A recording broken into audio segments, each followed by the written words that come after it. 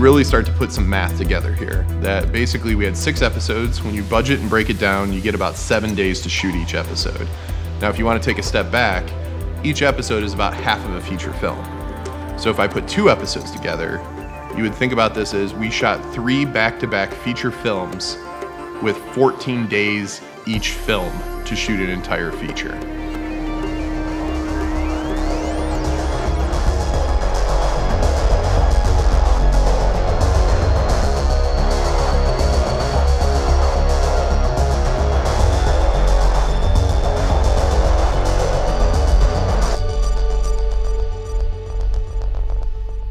When production started, I was like, oh my God, all these, like the RocketJump, the whole office filled up with all of these production people who were asking us questions about the script and this line and that line, and you were seeing art come in, and again, it was like this cool moment of like, oh my gosh, like, this thing's really getting made, like people are working on this. Let's get to work.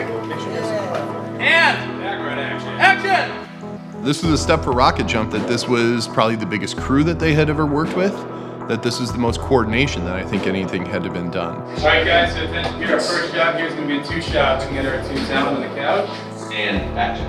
It was just really cool just seeing what everybody, all the different craftsmen, what they brought to it. Yeah, another thing I was really impressed with our crew is just how amazing stuff they made, but also how fast they worked. So this will be the cafeteria once it's finished. But the cafeteria shoots in a couple of days. Today we can't do any work because they're shooting on the set right behind me. And this shoots the day after tomorrow, so it's a really quick turnaround.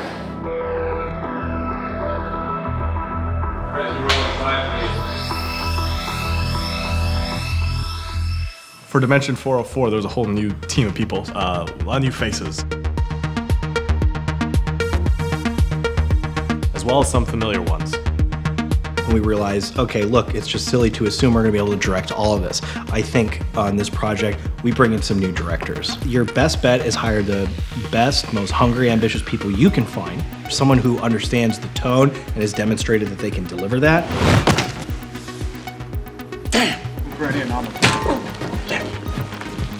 It's going through that door. It's going to be an axe. Big ass axe. Like the Shining? No, not like the Shining, like Cinethrax, you goof. We get this idea. Anthology shows have stunt cast, right? Twilight Zone brings in like a William Shatner. So we think, we're gonna do the exact same thing, right? We always had in mind as Uncle Dusty, Patton Oswalt. 3 years ago when we first wrote that character, we never thought we would ever get Patton Oswalt. It's just funny in that when you're writing it, you could never envision someone else. 3, 2, 1, action.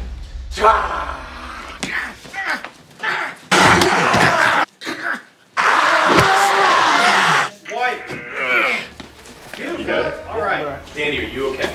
I'm good. Think about him. Is Danny okay? Can we get Danny some water? Patton, would you mind scooting out of the way, please, while we take care of Danny? Overall, I couldn't have been happier with the cast we got. I think it's a real testament that Hulu really believed in the show and they wanted to get some really big actors in it to be able to really get as many eyeballs on it as possible and make the show as good as it could be. Please stand by for reconnection. One day, the idea just came out of nowhere. Someone said, well, what about Mark Hamill? Someone who's done a lot of voice actor work. What's the worst he can do is say no. So we went and asked, and we sent him an episode, and lucky for us, it was something that he really dug and said that this is something that he's looking for at the same time we were. And the dissimilarities don't stop there. For Susan Hirsch is about to discover a secret so shocking that, well, you'll find out. All in good time. So we have 6 scripts, all wildly different. You have one set in the Pacific Northwest, you have one in a movie theater, you got one in a secret NSA black ops site. It's a lot of places, and from a location standpoint, it's a nightmare to handle because when you're talking about a crew of the size that we're working with, you can't just drive into a place because it takes time to set up all that art. A huge part of the show was shot in a place called Mankind, which was, I think, a pharmaceutical company that had a lot of open space. Experience of walking around this place was surreal because it was already maze-like, so you're already lost. There were a few large warehouse-style spaces where we came in and built all of our sets, and we had to get really creative with that as well. Each one of these things was a complete rebuild every 7 days. Every 7 days, all the actors go away. Every 7 days, every set goes away. and we completely changed the genre. So, a tip of the cap to the entire crew. It was the best crew I've ever worked with. They couldn't have had a better attitude, and we could not have done this without that crew.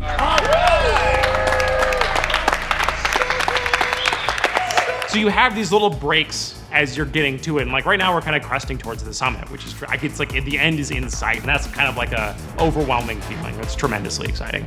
Man, you know, it's been 42 really long, exhausting, tiresome shoot days, and this comes. That's 2 months. Right? That comes on the tail of 12 weeks of brutal pre-production, which comes on the heels of 2 years of development. Yeah. I'm freaking exhausted, but after we just wrapped, I'm ready to get started.